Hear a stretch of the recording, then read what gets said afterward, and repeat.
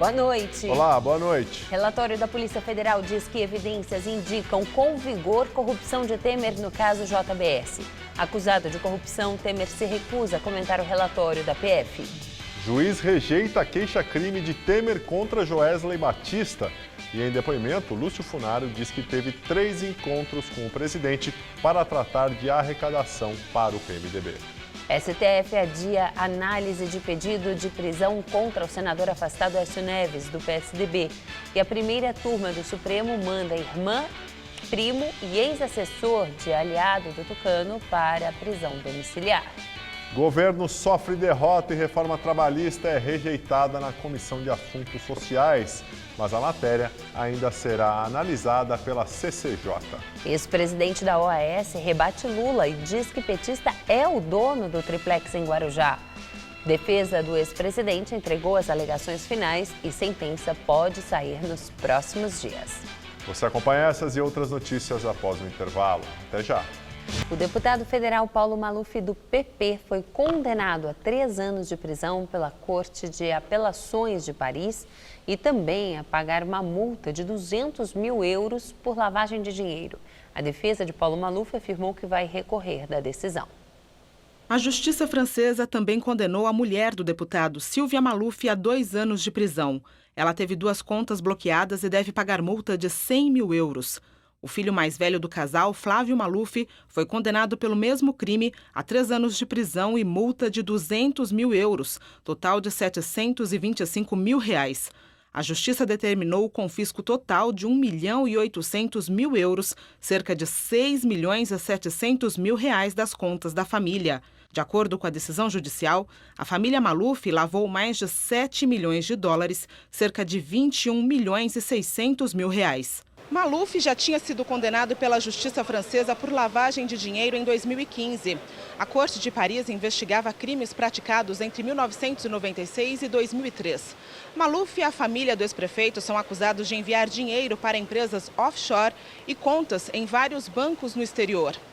A defesa do parlamentar apresentou recurso na época, mas o julgamento foi adiado por falta de consenso entre os juízes que avaliavam o caso. Há um mandado de prisão contra Maluf, a mulher e o filho na França, emitido em 2011. Se ele for à França, poderá ser detido pela polícia e levado diante de um juiz. Entre os crimes investigados estão o superfaturamento das obras do túnel Ayrton Senna e da Avenida Água Espraiada. Em maio, o Supremo Tribunal Federal condenou Maluf a quase 8 anos de prisão, em regime inicialmente fechado, também por lavagem de dinheiro. As investigações são sobre o período em que ele era prefeito de São Paulo, entre 1993 e 1996. Supremo Tribunal Federal decide que irmã e primo do senador Aécio Neves, do PSDB, vão para a prisão domiciliar. A análise sobre o pedido de prisão do Tucano foi adiada. A primeira turma do STF, que é composta pelo relator do caso, o ministro Marco Aurélio, e mais 4 integrantes do Supremo, decidiu primeiro a situação da irmã do senador Andréa Neves, do primo Frederico Pacheco e do ex-assessor do senador Zezé Perrella, do PMDB, Menderson Souza Lima. Os 3 foram presos no dia 18 de maio durante a Operação Patmos da Polícia Federal, que investiga o pagamento de 2 milhões de reais de propina pela JBS Friboi a Aécio Neves. As denúncias foram reveladas na delação de Joesley Batista. O STF decidiu por 3 votos a 2 que os 3 vão cumprir prisão domiciliar com uso de tornozeleira eletrônica. Terão de entregar os passaportes, ficando proibidos de viajar e não podem se comunicar com outros investigados.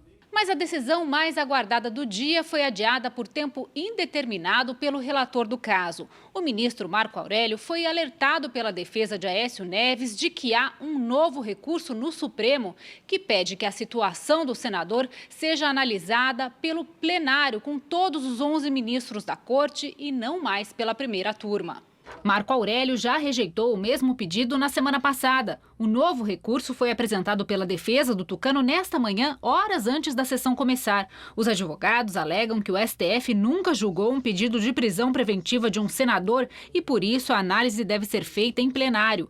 Além do pedido de prisão, os ministros também iriam analisar hoje a solicitação da defesa para que Aécio fosse autorizado a retomar as atividades parlamentares. O senador foi afastado das funções por determinação do ministro Edson Fachin, relator da Operação Lava Jato no STF. O caso foi transferido a Marco Aurélio por não ter relação com desvios na Petrobras. Aécio Neves é acusado de corrupção passiva e obstrução da justiça. O dinheiro pedido aos empresários da JBS seria para pagar sua defesa na Lava Jato. Mas as investigações apontaram que o montante foi parar nas contas de uma empresa do senador Zezé Perrella, aliado do Tucano. Em maio, Fachin já havia negado a prisão de Aécio. Desta vez, o Procurador-Geral da República, Rodrigo Janot, anexou ao novo pedido uma fotografia postada pelo senador no Facebook em uma reunião com aliados para discutir votações no Congresso. Para Janot, Aécio estaria descumprindo o afastamento determinado pela Justiça. No relatório parcial entregue ao ministro Edson Fachin, a Polícia Federal afirma que evidências indicam com vigor que o presidente Michel Temer praticou corrupção. Na primeira página do documento, a polícia diz que foram elaboradas conclusões sobre o pagamento de vantagem indevida pelo grupo JIF a Rodrigo Rocha Loures, ex-assessor de Temer e suplente de deputado, imediatamente, e ao presidente Michel Temer de maneira remota. A investigação apura se houve interferência no andamento de processo administrativo em trâmite no Conselho Administrativo de Defesa Econômica, o CAD. Também há um pedido de mais 5 dias de prazo para dar prosseguimento às investigações relacionadas a outros 2 fatos. Se houve pagamentos periódicos ao operador financeiro Lúcio Funaro e ao ex-deputado Eduardo Cunha, do PMDB, como forma de mantê-los em silêncio, ou seja, para evitar a celebração de acordo de colaboração premiada deles, e para apurar a afirmação do dono da JBS Friboi, Joesley Batista, Temer, de que estava corrompendo magistrados e membros do Ministério Público. O ministro Edson Fachin deve decidir se vai atender a Polícia Federal e estender o prazo para as investigações. Segundo a revista Época, a Polícia Federal também apontou que o Edgar, citado como intermediário para receber propina para o grupo de Temer, é Edgar Rafael Safdi, um empresário dos setores imobiliário e financeiro. Os investigadores chegaram a essa informação por meio dos registros de ligações telefônicas do celular de Loures. Edgar foi ouvido e reconheceu que mantém relação de longa data com o ex-assessor do presidente, mas negou qualquer participação nos fatos. De acordo com a polícia, não houve tempo suficiente para aprofundar esse ponto da investigação. E segundo o jornal Folha de São Paulo, Joesley Batista disse em depoimento à Polícia Federal, na última sexta-feira, que soube pelo ex-ministro Gedel Vieira Lima que Michel Temer pressionou a presidente do BNDES, Maria Silva Bastos, em favor da JBS Friboi.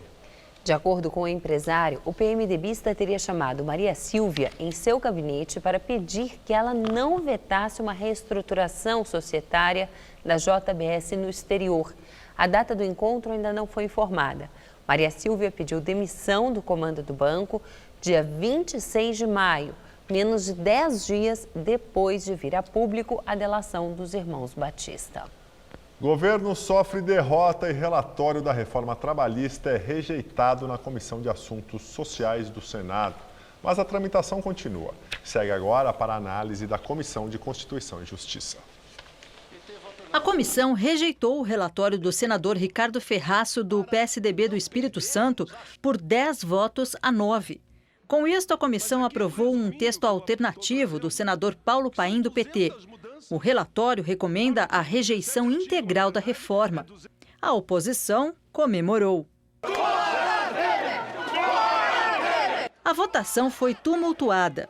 A presidente do colegiado, Marta Suplicy, do PMDB, ouviu críticas dos senadores de seu antigo partido, o PT, contrários ao texto. E bateu boca com a colega de partido, Cátia Abreu, contrária à reforma trabalhista. Eu sei que esse debate está incomodando muito Vossa Excelência. Eu faço ideia como está a sua consciência e o quanto esse debate está incomodando. Eu não aceito que fale comigo neste tom, senhora presidente. A senhora tem um pouquinho mais de calma, mais de educação e mais de equilíbrio. Nós todos aqui somos iguais. Se a senhora está incomodada, retire-se da comissão e põe alguém no seu lugar. Eu não estou incomodada e Vossa Excelência, eu sou a presidente da comissão. Eu sou a presidente da comissão, senadora Cátia. Eu estou tratando com respeito, estou pedindo para a senhora proceder. Não, a senhora não está vendo o seu rosto e o seu tom de voz como a senhora está nos tratando. Agora a senhora interpreta como quiser. Mesmo com o relatório de Ferraço rejeitado, a matéria não foi enterrada. Agora segue para análise da Comissão de Constituição e Justiça. Na CCJ, o relator é o senador Romero Jucá, do PMDB, líder do governo Temer. O placar na Comissão de Assuntos Sociais surpreendeu o governo, que esperava que a matéria fosse aprovada. O Planalto vê a reforma trabalhista como uma das principais medidas para a área econômica. O voto decisivo pela derrota foi dado pelo senador Eduardo Amorim, do PSDB de Sergipe. O senador Hélio José, do PMDB, partido de Temer, também votou contra a reforma trabalhista. Agora, o governo aposta na votação da matéria no plenário do Senado. Para ser aprovado, o texto precisará de maioria simples, ou seja, metade dos senadores presentes mais um voto. A reforma trabalhista chegou ao Congresso no ano passado. A matéria já foi aprovada na Câmara em abril e na Comissão de Assuntos Econômicos do Senado no começo do mês. Um dos principais dispositivos do projeto é estabelecer pontos que poderão ser negociados entre patrões e empregados. Além disso, extingue a contribuição sindical obrigatória de um dia de salário dos trabalhadores. Em viagem à Rússia, o presidente Michel Temer minimiza a derrota de reforma trabalhista na Comissão de Assuntos Sociais do Senado. Em uma rápida coletiva convocada no saguão do hotel em Moscou, onde está hospedado, Michel Temer comentou a rejeição do parecer favorável à reforma trabalhista. Não é surpresa negativa, não. Não é surpresa negativa, não. Mas isso é assim mesmo, porque tem várias fases, né? Várias etapas. E nas etapas você ganha uma, ganha outra, perde outra. Não é? O que importa é o plenário. O Brasil vai ganhar no plenário. Durante o primeiro dia de encontros na Rússia, o presidente também foi questionado sobre o relatório da Polícia Federal que aponta indícios de que ele cometeu crime de corrupção passiva. Ele apenas afirmou: "Vamos esperar, isso é juízo jurídico, não político." Temer se reuniu com o presidente da Câmara dos Deputados do país e ministros. Ele também participou do encerramento do seminário de captação dos investimentos russos no Brasil. No final do evento, Temer foi questionado se a crise no Brasil atrapalha a captação de investimentos. Não atrapalha minimamente. Tanto não atrapalha que vocês vejam que neste primeiro trimestre houve um aumento de 1% no PIB, não é? E os indicativos todos são no sentido de que este aumento vai continuar. Agora à noite, Temer se encontrou com o presidente russo Vladimir Putin e assistiu uma apresentação do balé Bolshoi. Amanhã, o presidente irá se reunir com o primeiro-ministro Dmitry Medvedev e novamente com Putin. O doleiro Lúcio Funaro, preso pela Operação Lava Jato desde o início de janeiro, revelou à Polícia Federal que teve 3 encontros pessoais com o presidente Michel Temer para tratar da arrecadação de fundos de campanha para o PMDB, segundo a revista Veja. Funaro diz ter arrecadado mais de 100 milhões de reais para o PMDB, partido de Michel Temer, e que parte do dinheiro veio de esquemas de corrupção dentro da Caixa Econômica Federal. O depoimento foi dado à Polícia Federal no último dia 14. O doleiro, acusado de ser operador de Eduardo Cunha, afirmou que um dos encontros com Michel Temer foi numa igreja evangélica em São Paulo em 2012, durante evento da campanha de Gabriel Chalita à Prefeitura da capital paulista. Outro numa base aérea na cidade, ao lado do deputado cassado Eduardo Cunha. Lúcio Funaro contou aos delegados que chegou a arrecadar mais de 100 milhões de reais para o partido de Michel Temer nas campanhas de 2010, 2012 e 2014, datas que coincidem com a gestão do PMDBista na presidência da legenda. Parte dos recursos, segundo Funaro, foram levantados em operações do Fundo de Garantia por Tempo de Serviço, o FGTS. Empresas que pegavam empréstimos com dinheiro do fundo repassavam comissões ao PMDB a título de propina. No total, pelo menos 20 milhões de reais nessas operações foram repassados à campanha de Chalita em 2012, a mando do próprio Michel Temer, além de terem sido usados na campanha presidencial em 2014. Em outro trecho do depoimento, Lúcio Funaro diz que foi o responsável por apresentar a Joesley Batista, do grupo JBS Friboi, o ex-ministro do governo de Michel Temer, Gedel Vieira Lima, que na época era vice-presidente de pessoa jurídica da Caixa Econômica Federal, onde o grupo JBS tinha interesse em obter linhas de crédito. Segundo o doleiro, a cada recurso liberado, Gedel recebia uma comissão. Os repasses chegaram a 20 milhões de reais. De acordo com o doleiro, o atual ministro da Secretaria-Geral da Presidência da República, Moreira Franco, e o ex-ministro do Turismo, Henrique Alves, preso por suspeita de corrupção na construção da Arena das Dunas, em Natal, também foram beneficiados por esquemas dentro da Caixa Econômica Federal.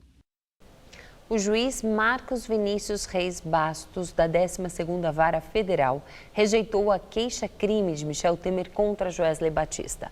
O presidente queria processar o empresário por crimes de calúnia, injúria e difamação.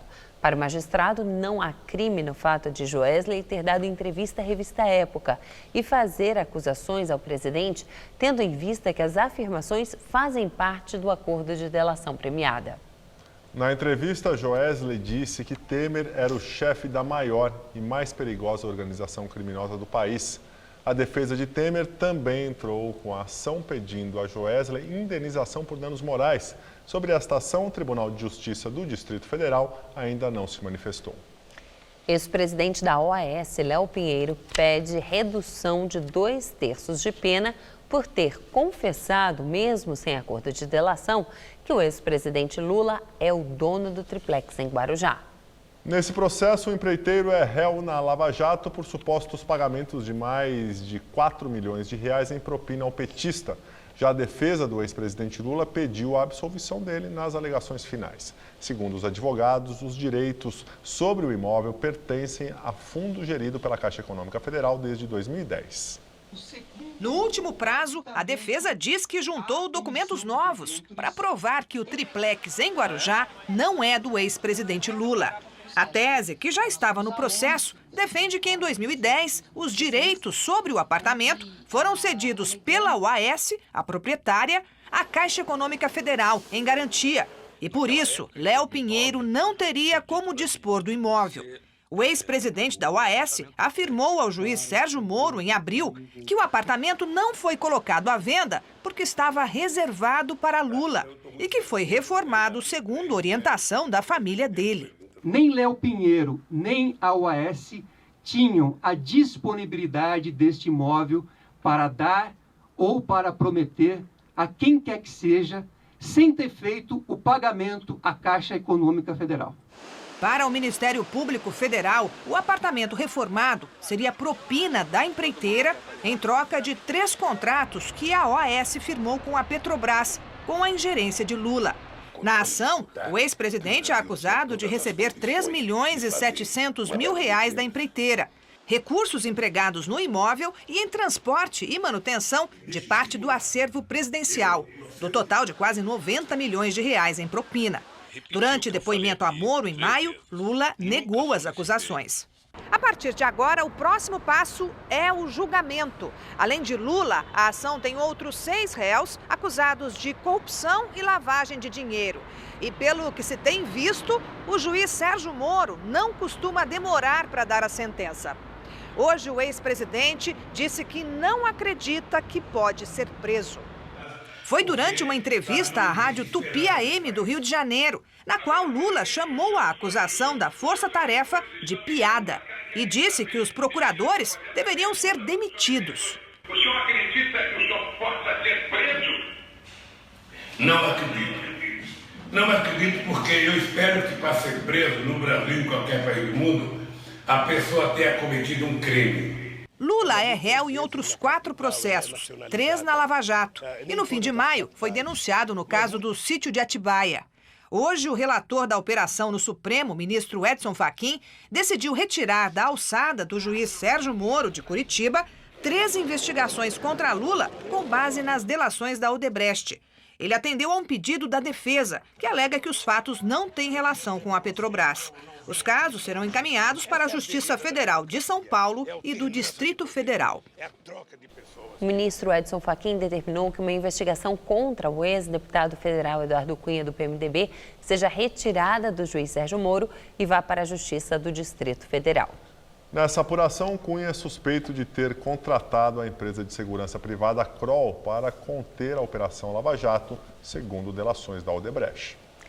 Céu encoberto e garoa fazem o paulistano sentir frio. Agora à noite a sensação térmica está 5 graus abaixo da temperatura oficial, que é de 14 graus. E o frio vem dar as boas-vindas ao inverno e começa oficialmente amanhã.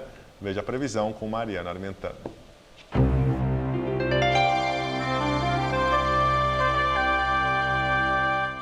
O inverno vai começar com temperaturas mais amenas em todas as regiões paulistas, principalmente aqui na capital, por causa do tempo fechado.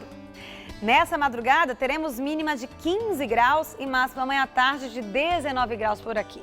Na quinta-feira, mínima de 14, mas o sol volta a aparecer e faz até 21 graus durante o dia. Na sexta-feira, a máxima prevista é de 23 graus aqui na Grande São Paulo.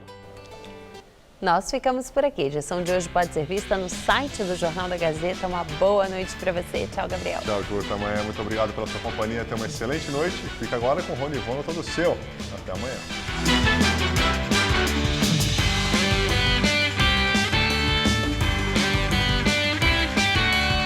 Participe da prova ciclística 9 de julho. Inscrições abertas no site gazetaesportiva.com/prova 9 de julho.